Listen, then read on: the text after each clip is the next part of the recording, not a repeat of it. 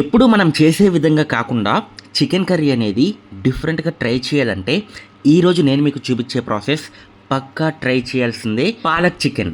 మీలో ఎంతమందికి ఈ పాలక్ చికెన్ తెలుసు?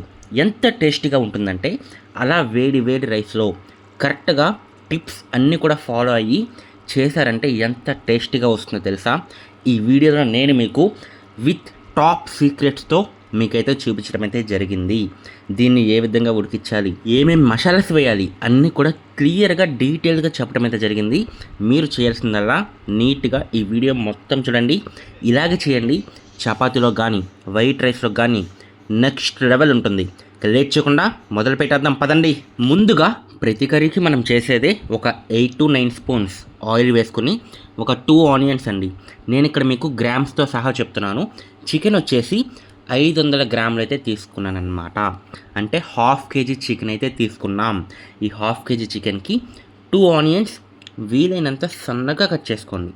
ఎంత వీలైతే అంత సన్నగా, ఎందుకంటే అలా నూనెలో వేయంగానే మనకి ఫ్రై అయిపోతాయి, త్వరగా ఉడికిపోతాయి అన్నమాట. ఇంకొకటి, ఇప్పుడు మనం ఆనియన్స్ వేసాం కదా, నేను వీలైనంత సన్నగా కట్ చేసుకుని ఆనియన్స్ వేసుకుని మీడియం ఫ్లేమ్లో పెట్టుకున్నాను. ఇలా ఆనియన్స్ ఫ్రై అవుతున్న టైంలోనే 1 స్పూన్ పసుపు అయితే వేసుకోండి. చాలా త్వరగా మనకైతే ఆనియన్స్ అనేవి కుక్ అయిపోతాయి. ఈ పాలక్ చికెన్ ఏదైతే ఉందో నాకు చాలా ఇష్టం అండి. ఈ వీడియో ఒక 8 to 9 మినిట్స్ ఉంటుంది. ఈ 9 నిమిషాల వీడియో చూడండి. చివరికి వచ్చే రుచి మాత్రం మిమ్మల్ని ఆశ్చర్యపరుస్తుంది. అంత రుచిగా వస్తుంది. అలా వేడి వేడి రైస్లో కలుపుకుని తిన్నామంటే ఎంత కమ్మగా ఉంటుందంటే చాలా బాగుంటుంది. అయితే దీనికి కొన్ని సీక్రెట్స్ ఉన్నాయి, అవి చెప్తాను. ఈ టిప్స్ ఏవైతే ఉన్నాయో ఇవి ఫాలో అవుతేనే మనకి కర్రీ అనేది సాఫ్ట్గా కమ్మదనం, ఆ కమ్మగా వస్తుందన్నమాట. ఓకే, మసాలాస్ కానీ ఏవి కూడా ఎక్కువ అవ్వవు. ఓకేనా? 2 ఆనియన్స్కి 1 టొమాటో అండి, వీలైనంత సన్నగా కట్ చేసుకున్నాను. టొమాటో కూడా దీనితో పాటుగా ఒక 5 నుంచి 6 మిర్చి అనమాట. ఈ 3 కూడా ఇప్పుడు బాగా ఫ్రై అవ్వాలి. ఇక్కడ కొంచెం టైం పడుతుందన్నమాట, ఎందుకంటే టొమాటో ఉడుకుతాకి ఒక 3 నుంచి 4 నిమిషాలు టైం పడుతుంది. చూసారా, ఇక్కడ టొమాటో అనేది మనకి పచ్చిగా ఉంది కదా. ఎప్పుడైతే కుక్ అవుతుందో మనకి ముక్క మొత్తం కూడా మెత్తపడిపోతుంది. మెత్తపడిన తర్వాత మనం గరిటెతో అలా ఒకసారి మెదపాలన్నమాట. ఏమవుతుందంటే అప్పుడు గ్రేవీ అనేది బాగా వస్తుంది. చూసారా, నాకు ఇంకా పచ్చిగా ఉంది. ఒక 4 నుంచి 5 నిమిషాలు బాగా ఫ్రై చేసుకోవాలి. టొమాటో కలర్ మొత్తం కూడా చేంజ్ అయిపోతుంది. ఇక్కడ రెడ్ కలర్లో ఉంది కదా, ఎప్పుడైతే మనకి కుక్ అవుతుందో టొమాటో కలర్ చేంజ్ అయిపోతుంది. దాంతోపాటు ఈ టొమాటో అనేది ఇప్పుడు ముక్కగా ఉంది కదా, ఉడికిన తర్వాత మనకి ముక్కదనం అనేది ఉండదన్నమాట, మెత్తపడిపోతుంది మొత్తం కూడా. ఓకేనా? ఇలా ఒక 3 నుంచి 4 నిమిషాలు మీడియం ఫ్లేమ్లో మంచిగా ఫ్రై చేసుకుందాం. అయితే ఈ పాలక్ చికెన్ నేను ఇందా నుంచి చెప్తున్నా కదా, చాలా కమ్మగా ఉంటుంది, చాలా సాఫ్ట్గా వస్తుందని. దీని టేస్ట్ అనేది డబల్ అవుతాకి ఒకే ఒక చిన్న టిప్ అండి. అది ఏంటనేది నేను మీకు లాస్ట్లో చెప్తాను. ముందైతే ఇందులో ఒక 2 స్పూన్స్ అల్లం వెల్లుల్లి పేస్ట్ అయితే వేస్తున్నాను. హాఫ్ కేజీ కదా చికెన్ అనేది, దీనికి 2 స్పూన్స్ అయితే పడుతుంది.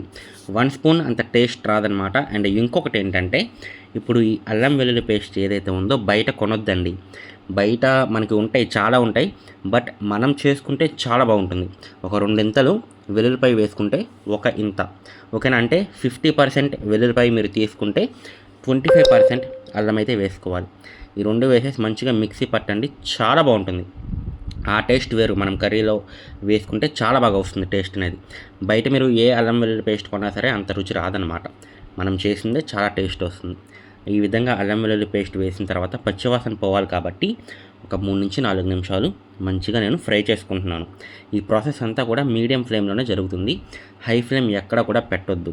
హై ఫ్లేమ్ పెడితే కనుక మన కింద అంటుకుపోతుంది అనమాట. మీరు గమనిస్తే నేను కర్రీ లీవ్స్ కూడా వేశాను, కరివేపాకు కూడా ఒక 10 నుంచి 15 ఆకులు అయితే వేసాను. ఓకేనా?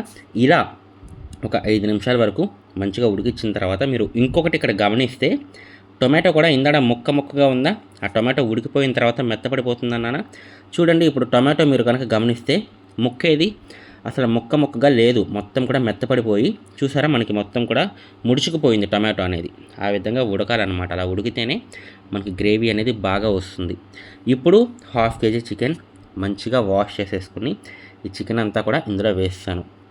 నేను ఇక్కడ హై ఫ్లేమ్ ఎందుకు పెట్టొద్దు అంటున్నానంటే, మీరు గమనిస్తే మనం ఎక్కడ కూడా ఇప్పటి వరకు వాటర్ అనేది పొయ్యలేదు. ఈ వాటర్ పొయ్యకుండా మనం జస్ట్ ఫ్రై చేస్తున్నాం కాబట్టి హై ఫ్లేమ్లో ఫ్రై చేయకూడదు. హై ఫ్లేమ్లో మనం ఫ్రై చేసామంటే కింద అడుగంటిపోతుంది అనమాట. అడుగంటిపోయి కిందంతా మాడిపోతుంది. అలా మాడకుండా ఉండాలంటే ఇలా మీడియం ఫ్లేమ్లో నిదానంగా ఫ్రై చేసుకుంటూ ఉంటే మనకి మాడదు. ఇలా ఫ్రై అవుతున్న టైంలోనే నేను సాల్ట్ అయితే వేసుకున్నాను. 1 స్పూన్ సాల్ట్ అయితే వేసాను. ఎందుకంటే ఒక మంచి టేస్ట్ అయితే వస్తుంది, ఫ్లేవర్ బాగుంటుందన్నమాట, మనకి సప్పగా ఉండదు. ఈ విధంగా చికెన్ కాబట్టి కొంచెం టైం పడుతుంది. మూత పెట్టేసి ఇక ఎటువంటి మసాలాస్ వేయొద్దు. మూత పెట్టేసి ఫస్ట్ చికెన్ ఉడకనిద్దాం. ఒక్క 15 నిమిషాలు లో ఫ్లేమ్లో అలా ఉడికించామంటే చికెన్లో నుంచి వాటర్ బయటకు వస్తాయి.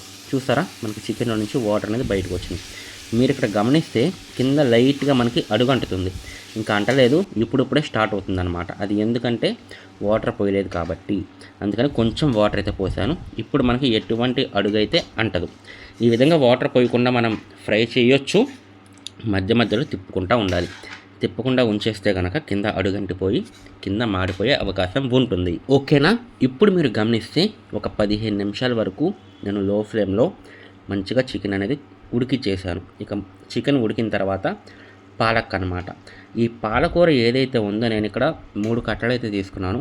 ఈ 3 కట్టలు కూడా వీలైనంత సన్నగా కట్ చేస్తాను అనమాట. చూసారా, మీరు గమనిస్తే చాలా సన్నగా ఉంటుంది మనకి ఆకు అనేది. మంచిగా వాష్ చేసేసుకోండి. దీనికి మట్టి ఉంటుంది.